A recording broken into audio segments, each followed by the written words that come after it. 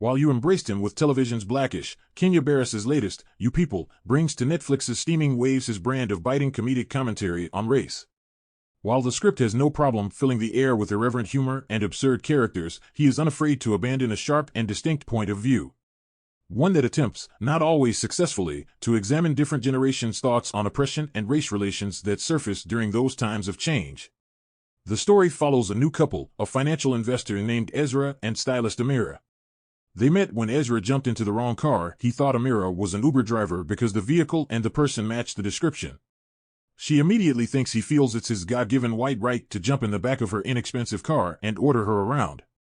However, Ezra manages to turn things around, explaining that she drove the same car and looks much like the driver. It's a 23andMe situation, he explains. While following the rules of romantic comedies regarding cute ways to meet, he is immediately smitten with her. Why? Well, Aaron Sorkin once wrote men love being insulted by women because it makes them feel loved, so now we have our answer. Ezra is passionate about podcasting and hosts one discussing race and other social issues with his best friend, M.O., called the M.O. and EZ Show. Ezra comes from a Jewish family. His mother, Shelley, keeps setting him up with women from their synagogue. It's no different for Amira. Her father, Akbar, tries to set her up with respectable young black men blindly, which is literal. She figures it out because he keeps feeding them quotes about James Baldwin. Akbar is a proud man and a loyal follower of Louis Farrakhan. As you can imagine, things do not go well for Ezra, especially when she asks Amira's parents for her hand in marriage. Keep in mind this is even before Amira introduces her to them. You can then imagine how the first dinner between the families will go. Barris co-wrote his film with Jonah Hill. You People owes an obvious debt to Guess Who's Coming to Dinner, while putting on its modern comedic spin. Watching Hill swarm around Murphy's Akbar needling him, especially their bachelor party trip or barbershop, has a handful of solid belly laughs.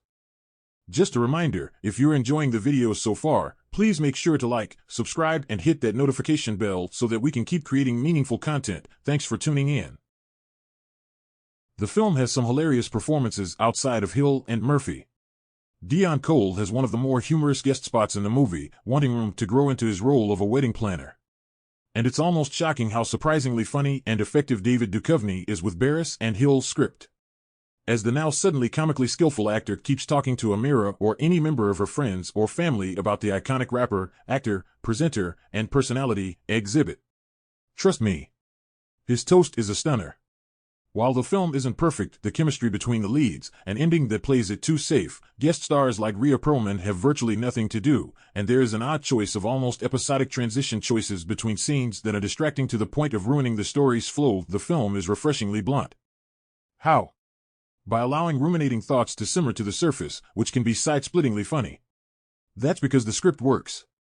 After all, Barris wants to deconstruct the argument of the social construct of race. For example, an article from the Harvard Divinity School tackles a Judaism case study that discovers members of the Jewish community have not only taken on a racial identity but it was thrust upon them at the turn of the 20th century. Amira's family is African American and part of the Nation of Islam, which takes on the prejudicial brand of Islamophobia. There is an experience here of intersectionality that many viewers may not be aware of or understand. Some may argue that the film has much to say about the older generation's attitudes toward race relations dressed in modern-day trappings, like podcasts and style. However, that is rather the point of this Barris comedy. He is looking at how an older peer group's views have affected the younger one, which is growing increasingly multicultural by the day.